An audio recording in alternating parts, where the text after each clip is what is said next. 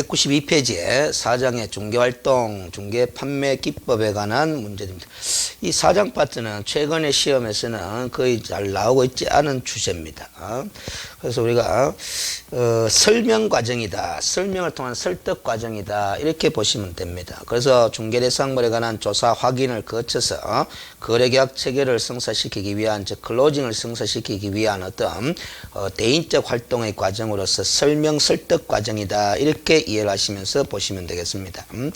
그래서 이 부분과 관련해서 그동안에 출제된 기출 문제에 보면은 어떤 용어들 몇 가지 의미들만 정확하게 아시면은 문제 푸는데 별 어려움이 없을 정도로 출제된 바를 알 수가 있습니다. 그래서 셀링 포인트라든가 AIDA 원리라든가 클로징이라든가 이런 몇 가지 용어들을 좀 이해를 하시면은 문제 푸는데 큰 어려움이 없다, 이렇게 보여집니다.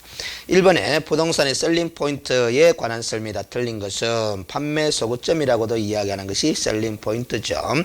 부동산은 개별성이 강한 것이므로 셀링 포인트가 다양화되지 못하는 것이 단점이다 하는데 반대로 표현이 되어 있죠. 오히려 셀링 포인트가 개별성 및 부동산이라는 특성으로 말미암아서 다양하게 분석되어질 수 있는 것이 바로 이 셀링 포인트입니다. 2번의 개업공인중개사는 중개대상물의 특성 설명과 함께 고객의 잠재적 욕망을 자극하도록 특별히 셀링 포인트를 적극 조성해서 강조할 필요가 있다라는 거죠. 그래서 클로징을 유도하기 위해서는, 취득의 욕망을 불러일으키기 위해서는 셀링 포인트를 적극 강조할 필요가 있다, 이 소리입니다. 부동산의 셀링 포인트는 인공적인 것 외에도 자연적인 것도 많다라는 거죠. 우리가 셀링 포인트를 기술적 측면의 셀링 포인트, 그리고 법률적 측면의 셀링 포인트, 경제적 측면의 셀링 포인트, 이런 것들로 구분하지만은 인공적인 것과 자연적인 것, 이렇게도 분류할 수도 있는 거죠. 4번의 상업용 부동산의 경우에는 그 셀링 포인트를 수익성을 기준으로 셀링 포인트를 분석할 필요가 있다라는 겁니다. 주거용 부동산일 경우에는 쾌적성을 기준으로 셀링 포인트를 분석할 필요가 있다는데, 이런 점은 일반적인 이론으로서는 타당한 설명이 되겠지만은 최근에 이 부동산의 투자 대상이 부동산이라는 측면에서 보면은 주거용 부동산의 경우에도 우리가 투자 목적일 경우에는 수익성을 기준으로 셀링 포인트를 분석할 필요가 있지 않느냐라는 반론이 얼마든지 제기될 수가 있기 때문에 객관식 문제의 어떤 명확한 답 처리 위해서는 출제가 조금 까다롭지 않겠느냐, 이렇게 보여집니다. 건축공법 등 기술적 측면의 셀링 포인트는 시간이 흘러감에 따라서 점차 셀링 포인트가 소멸해버리는 그런 경향이 있다고 보여줄 수 있겠죠. 2번에 셀링 포인트에 관한 설명이 다 틀린 것은 1. 중개대상물이 속한 지역의 일반적인 특징과 중개대상물에 대한 개별적인 특징을 구분하여 분석하는 것이 합리적이다라는 거죠. 2번에 중개대상물을 취득하고자 하는 의뢰인과의 대화를 통해 그가 원하는 대상물의 규모나 기능, 그리고 그 사람의 생활 양식과 수준을 파악하는 것도 우리가 거래계약 체결을 이뤄내기 위해서 중요한 분석 대상이 된다. 3번의 부동산의 특성은 개별성이 강하므로 부동산마다 그 특징 분석을 달리 할 필요가 있다는 것이고, 서면화해서 중개대상물에 관한 확인 설명 시에 적극 활용하는 것이 거래계약 체결을 이끌어내는 데 도움이 된다고 볼 수 있겠고, 주택, 아파트, 대지의 그 셀링 포인트에 대한 특징은 그 한계가 명확한 것이 아니라 오히려 명확하지 않다고 봐야 되는 거죠. 그 다음에 193페이지 3번 셀링 포인트 판매 소구점에 대한 연결로서 옳은 것은 해놨는데, 아파트가 중개대상물일 경우에는 동선이나 조망 이런 사항들도 셀링 포인트화 될 수 있겠죠. 농지, 주방시설 잘못됐죠. 주거용 건축물일 때 주방시설이 셀링 포인트로 연결될 수 있을 것이고, 창고시설, 교육시설도 마찬가지 주거용 건물일 때 그런 거죠.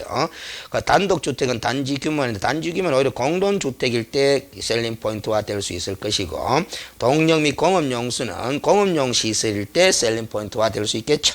4번에 셀링 포인트에 관한 설명 중 틀린 것은 1. 부동산이 가지고 있는 여러 가지 특징 중에 고객인 중개의뢰인의 욕구를 충족시켜 줄 수 있는 특징을 우리는 셀링 포인트라 그렇게 이야기를 합니다. 그리고 그 각각의 셀링 포인트는 중개대상물이 갖는 고유의 특성이라고 할 수 있겠죠. 그렇지만 모든 특성이 절대적인 것은 아니기 때문에 상대성이 있을 수 있다. 그래서 우리가 이 셀링 포인트에 관한 문제가 최근에 이의신청 제도도 있고 해서 많이 등장하지 않는 것으로 예측이 됩니다.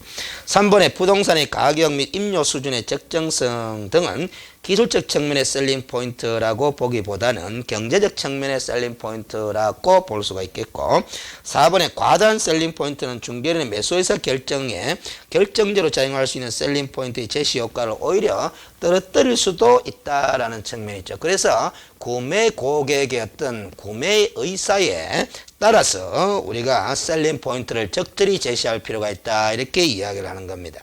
그래서 우리가 셀링 포인트를 적절히 제시하기 위해서는 물건 분석만 행할 것이 아니라 고객 분석도 행할 필요성이 있다, 이렇게 봐야 되는 거죠. 주택의 경우 교육여건, 투자 가치 등을 셀링 포인트로 활용할 수도 있을 거다. 여기서도 보면은 주택의 경우에는 투자 가치 등을 셀링 포인트로 활용할 수 있다, 이렇게 처리했죠. 상대성이 있기 때문에 그렇습니다. 그래서 상업용 부동산이 아님에도 불구하고 투자 목적으로 주거용 건축물을 취득할 경우에는 투자 가치 등이 셀링 포인트화 될 수도 있는 측면이 있겠죠. 상대성이 있기 때문에. 그 다음 194페이지에 이제 5장 계약체율과 거래계약서의 작성에 관련된 실무 문제들을 살펴보겠습니다. 1번에 매매계약서 작성에 있어서 유의할 사항이다. 틀린 것은 1. 계약서의 형식은 우리가 법정서식이 없죠. 따라서 당사자가 임의로 정해서 사용해도 됩니다. 다만 우리 공인중개사법 시행령 규정에 따르면 어떤 임의서식을 작성하든지 간에 거래계약서의 필요적 계상 9가지는 포함시켜야 된다라고 이해를 하셔야 됩니다. 2번에 실제 면적이 부족한 경우 감액 청구권을 행사할 수 있도록 하기 위해서는 거래계약서 작성 시에 단위 면적당 매매 금액을 기재할 필요가 있겠죠. 3번에 매매 계약에 관한 비용은 당사자 쌍방이 균분하여 부담한다라는 것이 우리 민법의 매매 계약 소요된 비용 부담에 관한 규정인 내용입니다. 쌍방이 균분하여 부담합니다. 다만 우리가 주의를 줄 거는 매매 계약에 관한 비용에는 중개 보수에 관한 부분도 포함이 되거든요. 그런데 이 중개 보수에 관해서는 당사 쌍방이 균분해서 부담하는 것이 아니고 민법에 대한 특별법적 성격을 지닌 우리 공인중개사법 규정에 따라서 쌍방이 각각 부담하는 것으로 처리를 하셔야 됩니다. 4번에 농지를 매매하는 경우는 농지증의 발급, 농지 전용 허가 등을 조건으로 해서 매매계약서를 작성할 필요가 있다라는 거죠. 조건부 매매계약의 형식이 되도록 함으로써 거래의 안전을 기할 수 있지 않느냐라는 취지입니다.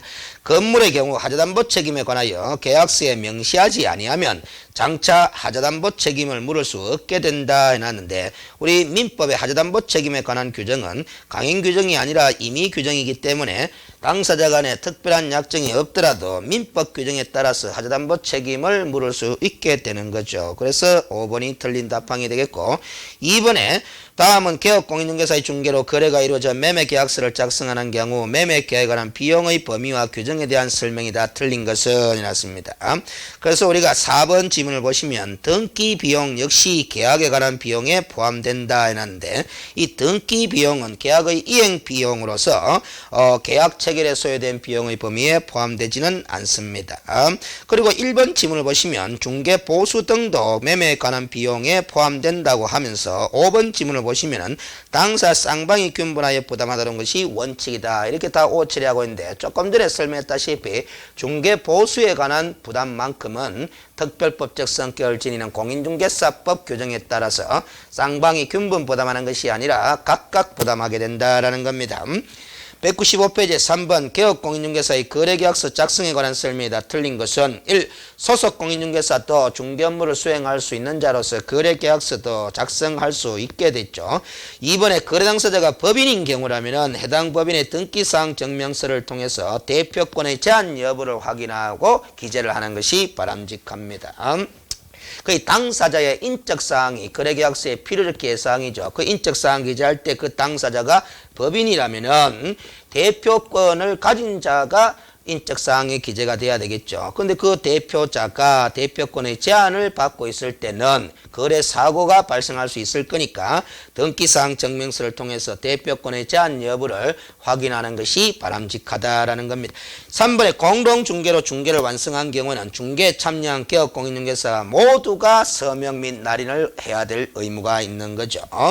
4번에 물건의 표시사항은 목적물이 특정될 수 있도록 명확히 표시하는 것이 원칙입니다. 따라서 중개 실무상으로 등기사항 증명서의 기재 내용에 따라 기재하기도 한다라는 거죠. 그 실무에서는 등기사항 증명서의 표제부에 기재되어 있는 물건의 표시사항을 그대로 계약서의 물건의 표시사항으로 옮겨 적는 것이 일반적인 실무 관행입니다. 5번에 토지의 매매에 있어서 공부상의 면적에 따라 특정하고 단위 면적당 가액의 공부상의 면적을 곱하는 방법으로 매매 대금을 결정하였다면은 수량을 지정한 매매에 해당한다라는 것은 대부분 판례 입장과 좀 차이가 있는 문장이네요. 우리가 단위 면적당 가액의 공부상의 면적을 곱하는 방법으로 매매 대금을 결정했다라는 그 사실만으로는 수량을 지정하고자 하는 의사표시가 있었다고 보기에는 어렵다라는 거죠. 그래서 결국 이 수량을 지정한 매매냐 단순 필지 매매냐는 계약 당사자의 의사표시의 해석 문제로 귀결이 되겠습니다. 그래서 우리가 단위 면적당 가액의 공부상의 면적을 곱하는 이유가 거래 금액을 산정하기 위한 하나의 방편일 수도 있겠죠. 그 거래 금액을 산정하기 위한 하나의 방편에 불과하였다라고 볼 사정이 있게 되면은 이를 수량을 지정한 매매라고 볼 수는 없다라는 거죠. 그 다음 4번 문제. 거래계약서 작성에 관한 설명이 다 틀린 것은 1. 거래계약서는 통상 계약체결일에 작성하겠지만은 실무상 계약일과 거래계약서 작성일이 다른 경우도 있을 수 있다라는 거죠. 당사자 간의 의사표시에 합치가 되면 계약이 성립되지만은 계약서 작성은 그 이후에 작성을 하게 되는 경우도 있을 수 있으니까 계약일과 계약서 작성일이 다른 경우도 얼마든지 있을 수 있습니다. 대부분은 계약 체결일에 계약서를 작성하겠죠. 거래 가격은 통상 계약금, 중도금, 잔금으로 구분하여 소수되며 그 비율은 법정된 사항이 아닙니다. 그래서 우리가 일시불 거래도 얼마든지 가능한 거죠. 통상적인 거래 관행이 계약금, 중도금, 잔금으로 구분해서 지급하도록 계약서를 작성한다라는 것일 뿐입니다. 3번에 토지 거래 허가를 받지 않아 유동적 무효 상태인 매매 계약에 있어서도 매도인은 계약금의 배액을 상환하고 계약을 해지할 수 있다라는 것이 우리 유동적 무효의 법리죠. 따라서 없다 했기 때문에 틀린 답항이 되겠습니다. 4번에 매매 계약에 있어서의 계약금에 대해 위약금으로 하기로 하는 특약이 있는 경우에는 손해배상액의 예정으로서의 성질을 지닌다 이렇게 보는 거죠. 우리가 계약금의 성격을 정약금, 그 다음에 해약금, 위약금 이렇게 우리가 성격을 구분해 볼 수 있는데 당사자가 위약금이냐 해약금이냐의 문제는 당사자 간의 계약금의 성격에 대한 특약으로 정해지는 겁니다. 그래서 위약금으로 하기로 하는 특약이 있는 경우에는 손해배상 책임을 별도로 물을 수가 있는 거죠. 그때 손해배상 금액은 그 계약 금액 자체가 손해배상액의 예정액으로서의 성질을 지닌다 이렇게 보고 있습니다. 5번에 중도금 지급 이후에는 원칙적으로 매도인은 계약금의 배액을 상환하여도 계약을 해지할 수 없다라는 거죠. 그래서 우리가 중도금 지급이라는 것은 계약 이행의 착수에 해당한다고 볼 수 있기 때문에 해약금에 의한 해제는 안 된다라는 문장이 되겠습니다. 그러나 중도금 지급 이후라도 해약이 전혀 불가능한 것은 아니다라는 거죠. 해제가 합의 해제도 가능할 것이고 약정 해제도 가능할 것이고 법정 해제도 가능할 것이다. 그래서 이 5번 문장이 오다라는 것은 중도금 지급에는 해약금에 의한 해제는 안 된다라는 겁니다. 자, 이렇게 해서 중개실무의 총론적인 부분은 다 끝나버렸고요. 지금 중개실무 강론이라고 해서 우리가 외국인 토지법, 그 다음에는 부동산 실거래자 명의 등기에 관한 법률, 그 다음에는 주택임대차 보호법, 상가임대차 보호법, 장사 등에 관한 법률, 그리고 경매 이런 순으로 진행이 됩니다. 그래서 이 파트가 오히려 실무에서 더욱더 잘 나와요. 한 문제씩. 벌써 외국인 토지법 한 문제죠. 실명법 한 문제죠. 주인법 한 문제, 상인법 한 문제, 분묘기지권과 장사법 한 문제죠. 경매 한 문제죠. 6문제가 된다 이 말이죠. 그래서 대체로 중개 실무에 8에서 10문제 정도의 반틈 이상의 정도가 돼야 다른 법률적 지식을 물어보는 문제들입니다. 그래서 중개 실무도 결국 법령의 내용이다 이렇게 보시면 됩니다. 자, 그래서 이번 시간에는 외국인 토지법까지만 문제를 점검하도록 하겠습니다. 198페이지에 외국인 토지법인데 이 외국인 토지법은 기본적으로 이런 틀 속에서 구분해서 정리를 하시면 됩니다. 외국인 토지법이라는 것은 외국인이 대한민국 내의 토지에 대한 소유권을 취득할 때 규제하는 법이다 이렇게 정리하는 거죠. 근데 이 법은 어떤 식으로 구성이 되어 있느냐 하면은 외국인이 대한민국 내의 토지를 취득하는 원인이 무엇이냐에 따라서 규제를 달리합니다. 그래서 계약을 원인으로 취득하는 경우가 있고 계약 외의 원인으로 취득하는 경우가 있고 계속 보유, 국적이 변경된 이후에도 계속 보유하는 거죠. 이런 세 가지 원인으로 구분해서 규제 내용을 달리합니다. 이 계약을 원인으로 취득할 때는 사전에 허가받아야 되는 경우도 있고 사후에 신고하는 규제도 있고 이 계약 외의 경우와 계속 보유를 원인으로 취득할 때는 다 사후에 신고하도록 하고 있습니다. 그래서 이 부분을 특히 주의하셔야 되죠. 사전에 허가받는 규제는 취득 원인이 계약일 때만 그렇습니다. 계약일 때만. 그런데 이것도 원칙은 이걸 원칙으로 생각하시는 게 좋습니다. 계약을 원인으로 취득할 때도 원칙적으로 사후 신고인데 예외적으로 사전에 허가받아야 되는 경우가 있다라는 거죠. 그거는 허가 구역일 때 그렇다라는 겁니다. 국토계획법상의 토지거래 허가구역을 가리키는 것은 아닙니다. 외국인 토지법에서 허가 대상 구역이라고 따로 정해놨습니다. 그 구역에 대한민국 토지를 계약 체결을 통해서 취득하고자 할 때는 사전에 허가받도록 한다는 거죠. 이런 기본 틀 속에서 외국인 토지법의 내용을 정리해 두시면은 외국인 토지법은 그렇게 까다로운 문제는 아닙니다. 자, 1번에 외국인 등의 토지 취득 허가 등에 관한 내용이다. 틀린 것은 허가 등 갔으니까 신고도 들어가겠죠.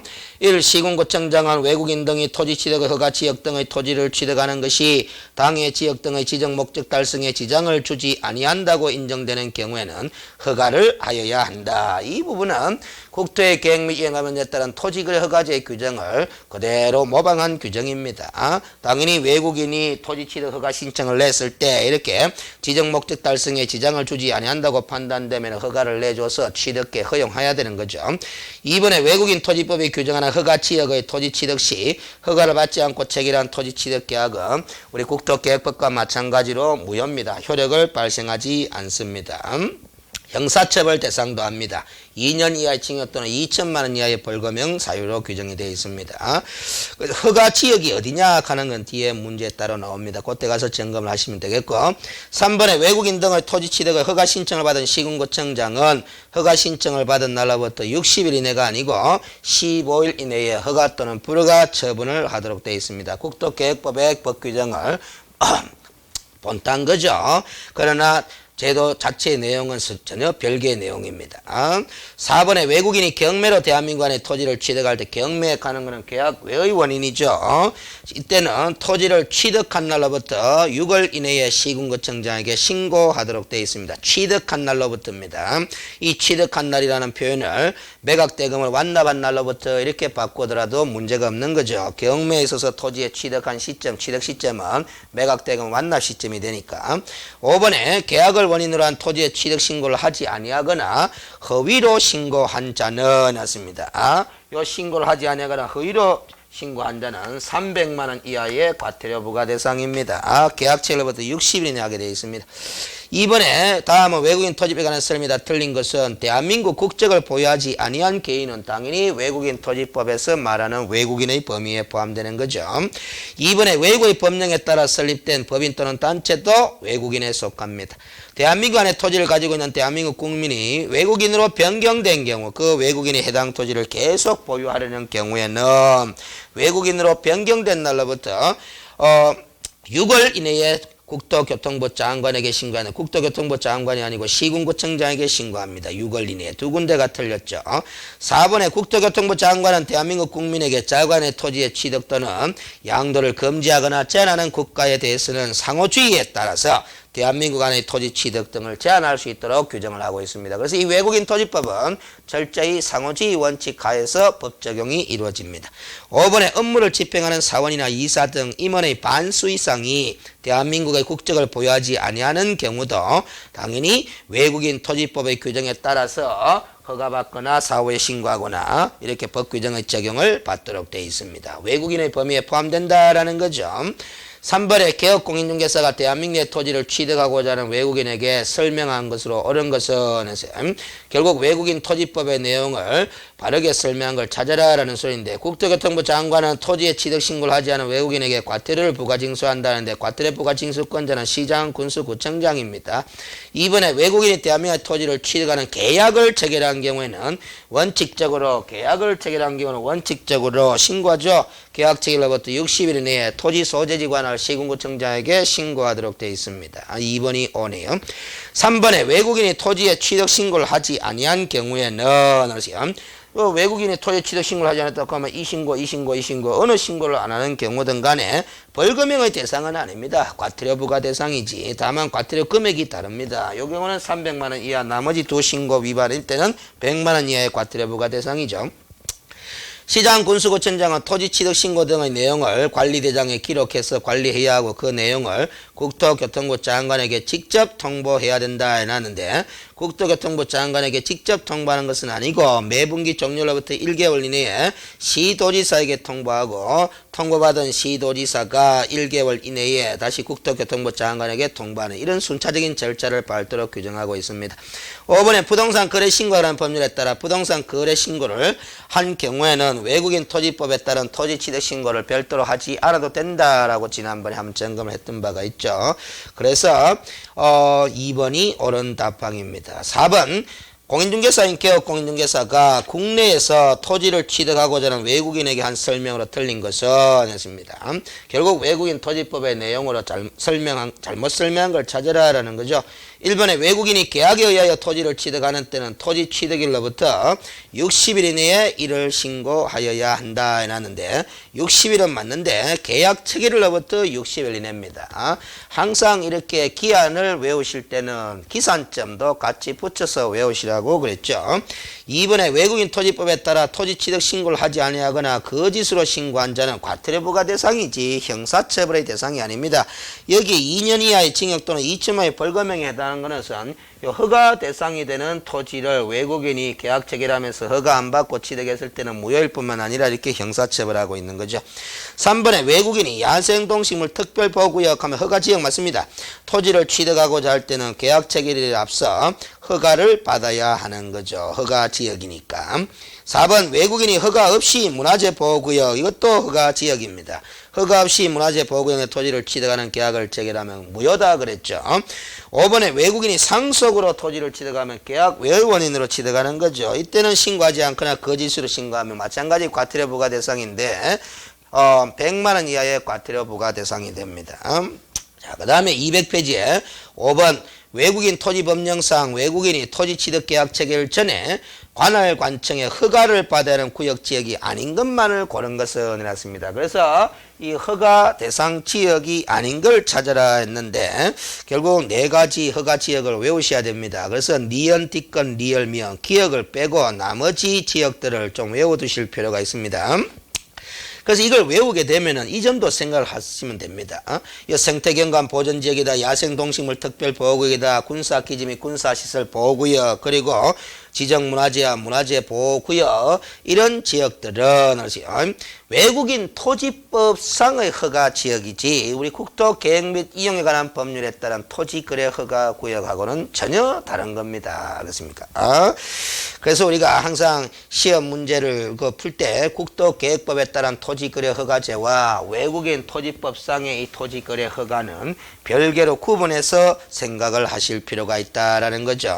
구분해서 다루셔야 됩니다. 그래서 우리가 그러나 시스템은 우리가 비슷한 시스템으로 만들어 놨기 때문에 혼동하기가 쉬워요. 그래서 하여튼 국토계획법상의 토지거래 허가제, 외국인 토지법상의 토지거래 허가제 구별해서 생각을 하셔야 되겠다라는 겁니다. 그래서 자연공원법의 규정에 의한 공원보호구역은 우리가 외국인 토지법상의 허가지역으로 명시해놓고 있지를 않습니다. 그래서 이 공원보호구역 내에 토지를 외국인이 취득하는 계약을 체결하게 되면은 사전에 허가를 받는 것이 아니라 사후에 신고하면 되겠습니다. 그리고 그 공원보호구역 내 토지를 이런 계약 외의 원인이나 계속 보유 원인으로 취득하게 될 때도 신고하면 되겠죠. 그런데 그 니은티건 리얼미엄의 허가 대상 지역의 토지를 이 계약 외의 원인이나 계속 보유 원인으로 취득할 때는 아무리 허가 지역이라도 사후에 신고하면 되는 겁니다. 그래서 그렇게 정리를 하시면 돼요. 자, 그런데 그 해설 부분에 보면은 네 번째 줄에 다만 국토의 계획 및 이용에 관한 법률에 따라 토지 거래 관한 허가, 이게 국토계획법상의 토지 거래 허가거든요. 받은 경우에는 그러하지 아니하다라는 말은 외국인 토지법상의 토지 취득 허가를 별도로 받을 필요가 없다라는 취지거든요. 이게 뭔 소리냐 하면, 자, 이 땅이 있는데 이게 지금 문화재 보호구역이다라는 겁니다. 문화재 보호구역이고, 그래서요. 그리고 국토계획법에 따라서 토지 거래 허가구역으로 지정고시가 된 지역이다라는 겁니다. 그러면 국토계획법만 놓고 보면은 토지거래 허가구역으로 지정고시된 땅이니까 외국인도 국토계획법에 따라 토지거래 허가를 받아야 되는 거죠. 그러면 이 문화재 보호구역이다 하는 이것만 놓고 보면은 외국인 토지법에 따라 허가구역이니까 사전에 또 허가 받아야 됩니다. 그러면은 결국 국토계획법에 따라 토지거래 허가도 받고 외국인 토지법에 따라도 허가를 받아야 되느냐, 그거는 아니다라는 거죠. 국토계획법에 따라 허가 대상이기 때문에 이 허가를 받은 경우에는 아무리 문화재 보호구역, 군사기지 및 군사시설 보호구역이라 하더라도 외국인 토지법에 따른 허가를 받지 않아도 된다, 이런 취지가 됩니다. 그래서 자, 그래서 외국인 토지법은 이렇게 정리를 하시면 좋겠고요. 그래서 이 시간에는 여기서 마무리 짓고 다음 시간에는 우리가 민사특별법 시간에도 학습하는 부동산 실권리자 명의 등기에 관한 법률과 그리고 주택임대차 보호법, 상가금 임차 보호법, 그리고 분묘기지권, 이에 더불어서 장사 등에 관한 법률, 그리고 민사집행법상의 경매 절차와 관련한 부분들을 살펴보는 시간을 가지도록 하겠습니다. 자, 오늘은 여기서 마무리 짓도록 하겠습니다. 수고하셨습니다.